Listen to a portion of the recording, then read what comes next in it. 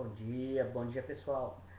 Esse é mais um vídeo do nosso canal aqui no YouTube, Dicas Fundamentais da Matemática com o professor Eduardo Carolino. Hoje eu vou trazer um tema que é um dos mais importantes, é uma competência matemática muito importante para os alunos aí, e muitos ainda enfrentam grandes dificuldades nesse teorema, e ele é fundamental. Eu chamaria ele de primeiro alicerce, a primeira pedra fundamental da matemática, que é as quatro grandes operações.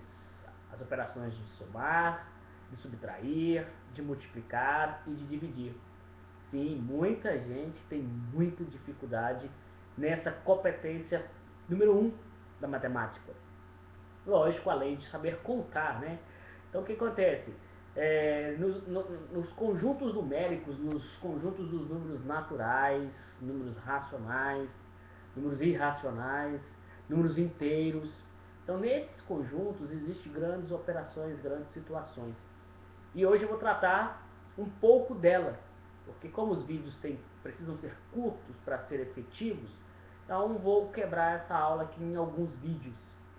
E começando hoje com essas quatro operações que nós temos aí. As operações de somar, subtrair, multiplicar e dividir. Muita gente ainda tem grandes dificuldades na tabuada. Muita gente não tem a tabuada na ponta da língua. O vício da calculadora, o vício dos celulares, hoje em dia a tecnologia é uma bênção, mas tem feito com que muitos alunos fiquem travados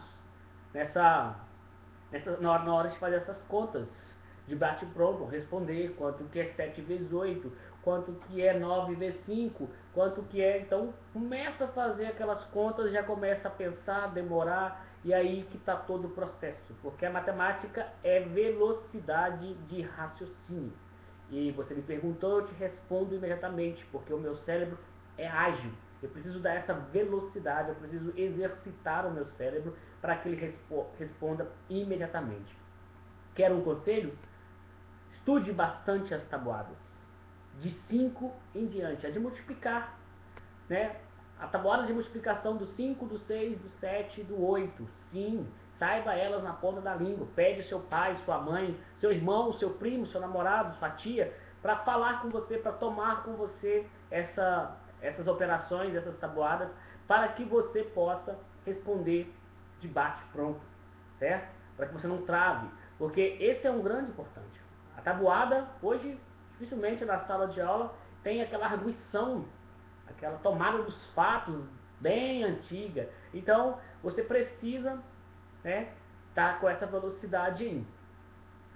E na primeira operação que eu quero fazer aqui são operações com frações, pulando as básicas, né, de números normais, números naturais. Vou pegar aqui as operações com frações.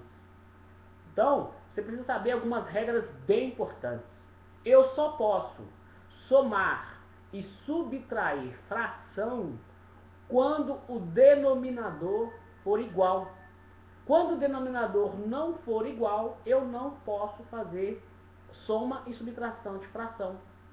Então, eu tenho que recorrer ao meu grande amigo, o MMC, mínimo múltiplo comum. Exatamente, eu uso ele para a minha vida toda. Você aprende isso lá nos primeiros anos do ensino fundamental e você vai usar sim para a vida toda. E muitos alunos hoje do ensino médio, de cursinhos, de até já cursando engenharia, tive experiência em algumas aulas particulares de alunos que travam na hora de fazer essas contas e não pode. Então eu só posso somar e subtrair fração quando os denominadores forem iguais. Se não for igual, eu igualo usando a regra do MMC, que é pegar os números, colocar eles em ordem e decompor em fatores primos para ver na multiplicação deles ali qual que é esse mínimo múltiplo comum dentre eles. E esse é o novo denominador. Certo? Então, esse novo denominador vai fazer uma operação junto com os outros.